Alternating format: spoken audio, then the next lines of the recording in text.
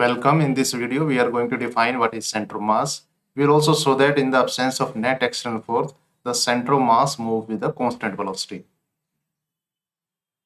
Now, for a body, or you can say for a system of particles, the center of mass is an imaginary point where all the mass of that body or system of particles can be said to be concentrated, and all the forces applied to the body can be said to be applied at that point. So it is an imaginary point at which you can assume that the whole mass is being concentrated, and you can assume that all the forces which are applied to the system of particles or the body can be said to be acting at that point. So we can say that for a body or system of particles, the center of mass is an imaginary point at which the whole mass can be taken, or you can say that at which the whole mass can be said to be concentrated, and all forces which are applied at the various particles can be said to be applied at that point to obtain the equation of motion of the system of particle or the body. Now, if we solve the equation of motion for the individual particles, there will be a lot of equations. We may not be able to solve these equations simultaneously, but with the concept of center of mass, the number of equations reduced to 1. So we can solve the equation of motion easily for the system of n particles or for the whole body. Now we will show that in the absence of net action force, the center of mass moves with a constant velocity. Now we will take n particles. So for a system of n particles,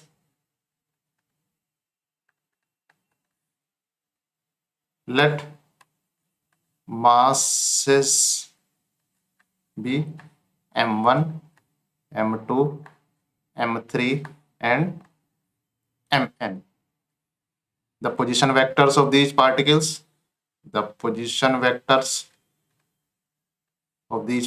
are r1, r2, r3 and rn, and the velocity vectors are v1, v2, v3 and vn. This means the particles, n particles, are placed at position vector r1, r2, r3, rn, and these are having the velocities v1, v2, v3. So you can say the momentum will be m1 v1, m2 v2, m3 v3 and mn vn. We can say these are p1 vector, p2 vector, p3 vector and pn vector. Now with the definition of center of mass, it is the weighted average. The definition of center of mass has position vector RCM, that will be equal to m1 r1 plus m2 r2 plus m3 r3 plus mn rn upon m1 plus m2 plus m3 plus mn.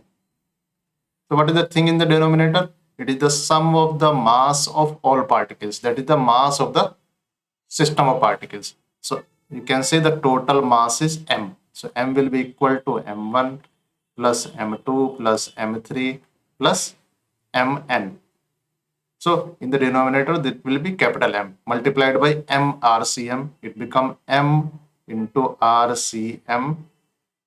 This will be equal to m1 r1 plus m2 r2 plus m3 r3 plus it will be mn rn. Now what we will do? We will differentiate this whole equation. So we will differentiate, it will become m drcm over dt equal to m1 dr1 dt plus m2 dr2 dt plus m3 dr3 dt plus mn drn dt. So dr1 dt is v1, dr2 dt is v2, dr3 dt is v3. So it will be equal to m1 v1 plus m2 v2 plus m3 v3 plus it is mn vn. So m1 v1 is the momentum of the first particle, that is p1. m2 v2 is the momentum of second particle, that is p2, and m3 v3 is the momentum of third particle. Similarly, the momentum of nth particle is pn. So it is the sum of the momentum of all particle is equal to the, it is mvcm, and it is the momentum of center of mass. So it is the momentum of center of mass. It is equal to the sum of momentum of all particles. Now we can again differentiate this equation. Differentiating, it become dp over dt, the rate of change of momentum of center of mass. It will be equal to dp1 dt plus dp2 dt plus dp3 dt plus dpn dt. The rate of change of momentum is equal to the applied force. For the first particle,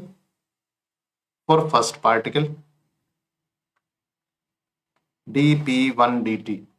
So it is the rate of change of momentum of first particle, that will be equal to the force applied on the first particle. And similarly, the dp2 dt, the rate of change of momentum of second particle, will be the force applied on the second particle. And similarly, f3 and fn. So dp over dt, it now becomes f1 plus f2 plus f3 plus it will be fn. What is this? It is the vector sum of forces applied on all particles. It is the vector sum of all forces applied on system of particles.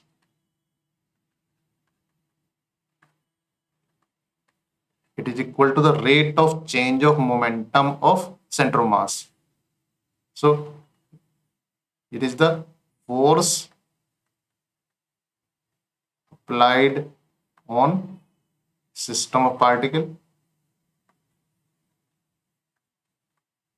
It is the rate of change of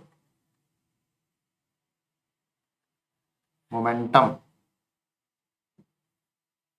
of center of mass. In this way, we have reduced the equation of motion to 1. So initially we have started the equation of motion of n particles. We have reduced the equation of motion to 1 with respect to the equation of motion of center of mass. So all forces are here can be said to be applied at the center of mass.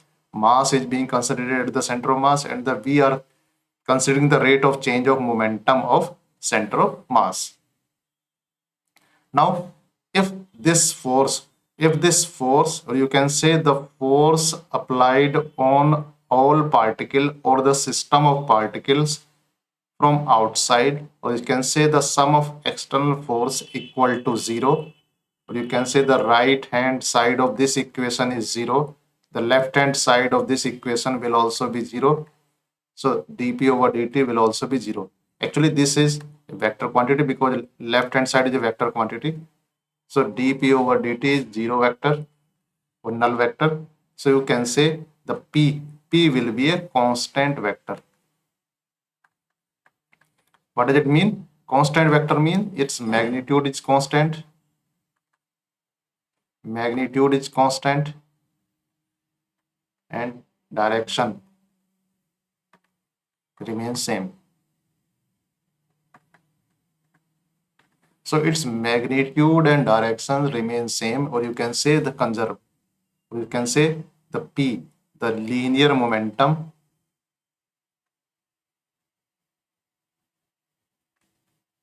is conserved.